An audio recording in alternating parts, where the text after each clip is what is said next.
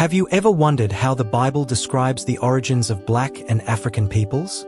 This often forgotten narrative reveals a profound connection between Noah's descendants and the African nations, with fascinating details about kings, kingdoms, and lineages that shaped the continent. Melanin, which today defines so many cultures, has roots in ancient stories that begin shortly after the flood. Get ready to discover how Black ancestry is intertwined with the pages of Scripture. But who was the biblical ancestor of these peoples? And how did this lineage spread across the world? The answer lies in Ham, one of Noah's 3 sons. According to the Bible, Ham is recognized as the father of the African peoples. His name, in Hebrew and Aramaic, means dark or hot, a direct reference to the skin tone of his descendants. And which nations emerged from this lineage? This is where it gets fascinating. Ham gave rise to great civilizations, such as the ancient Egyptians, the Ethiopians, and other peoples who inhabited North Africa. In the book of Genesis, chapter 10, verses 6 to 14, we find the list of Ham's descendants. Among them is Cush, associated with Ethiopia and other peoples from southern Africa.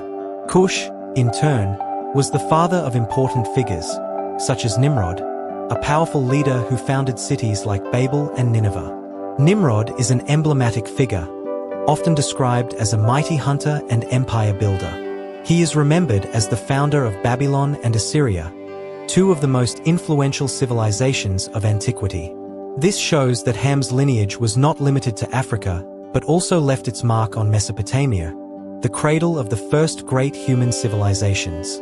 Another son of Ham was Mizraim, directly associated with ancient Egypt.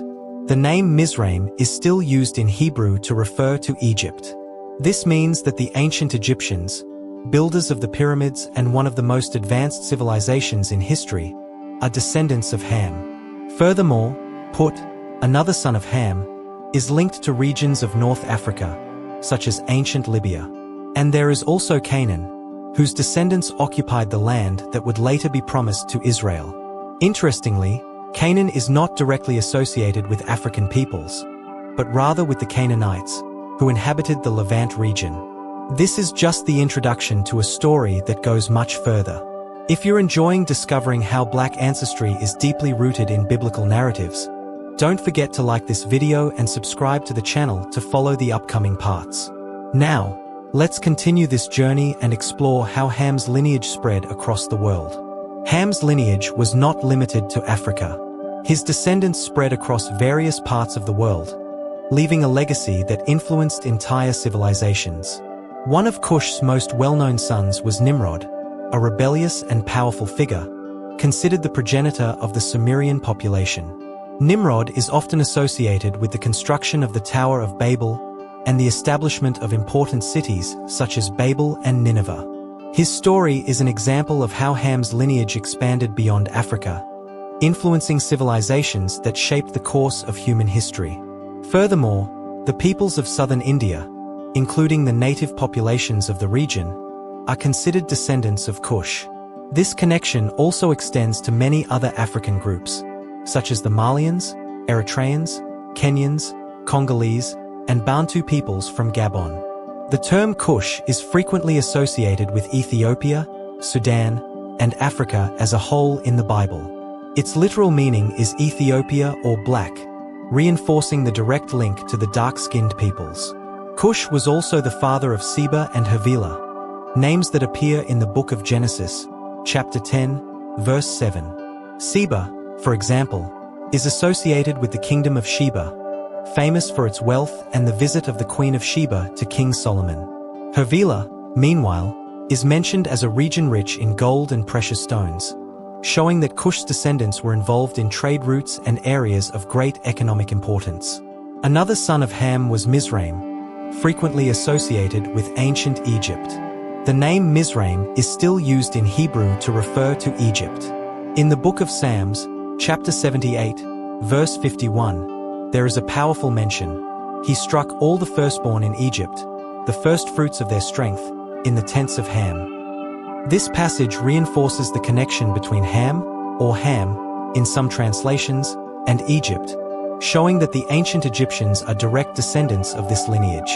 In addition to Mizraim, Ham had another son named Puth or Phut. The name Puth originates from a word meaning marker or reference, and is linked to hunting tribes in Africa. Puth is associated with regions of North Africa, such as ancient Libya, and his descendants include peoples such as the Berbers and Tuaregs, known for their dark skin and rich nomadic culture. This narrative helps us understand the richness and diversity of African cultures, and their importance in the global context. Ham's lineage not only gave rise to great nations, but also established connections that spanned continents and eras, showing that the history of Black and African peoples is deeply rooted in the pages of the Bible. Puth, another son of Ham, is considered the father of the Black Libyan natives of Libya, as well as several other African peoples. His lineage extends across regions of North Africa, including tribes such as the Berbers and Tuaregs, known for their rich culture and history of resistance. But the story of Ham and his descendants does not end here. There is a biblical episode that often generates confusion and misinterpretations, the so-called Curse of Ham or Curse of Canaan, described in the book of Genesis, chapter 9, verses 20 to 27. The biblical text recounts that after the flood, Noah planted a vineyard and, upon drinking the wine, became drunk.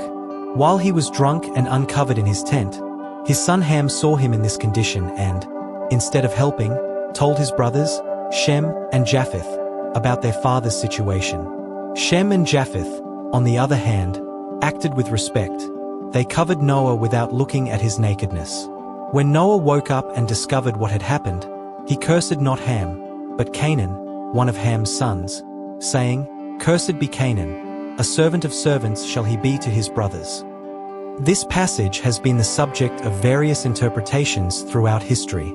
Some believe that Noah overreacted, but it is important to remember that, at that time, respect for one's parents was something sacred and fundamental. Although Noah made a mistake by getting drunk, some interpretations suggest that he may have discovered the wine by accident, as it was the first time he had cultivated grapes and produced wine. For this reason, God did not punish him directly for this act. It is worth highlighting that the curse was directed specifically at Canaan, not at Ham or his other sons.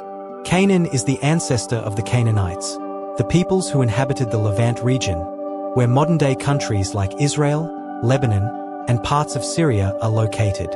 This distinction is crucial, as many throughout history have mistakenly interpreted that the curse fell upon all of Ham's descendants, including the African peoples.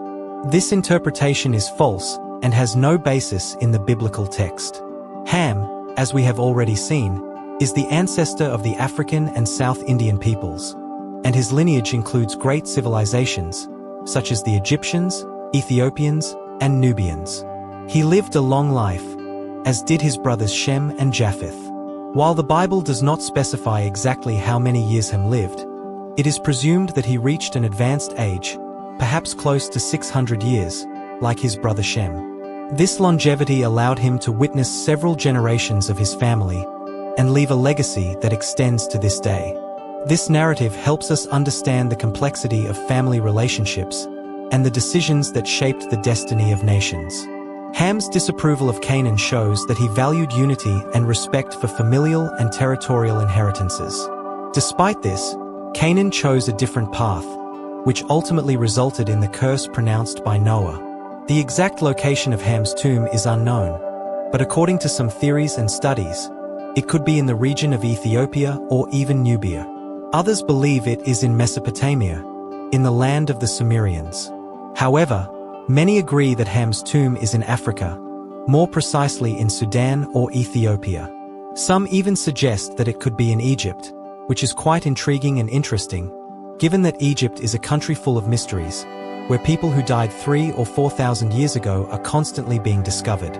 The Book of Jubilees, an ancient Jewish manuscript considered true during the time of Christ and even earlier, provides more information about Ham's life and events involving Noah's family and the three lineages: the lineage of Ham, the lineage of Shem, and the lineage of Japheth.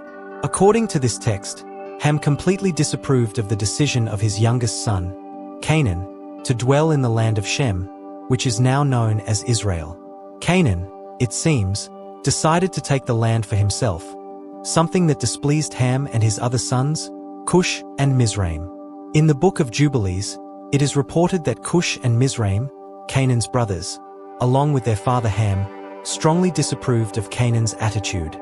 They went to him and asked him to leave the land, as they believed the African lands were reserved for the descendants of Ham. However, Canaan disobeyed and continued to live in the region, completely disregarding his father and brothers' wishes.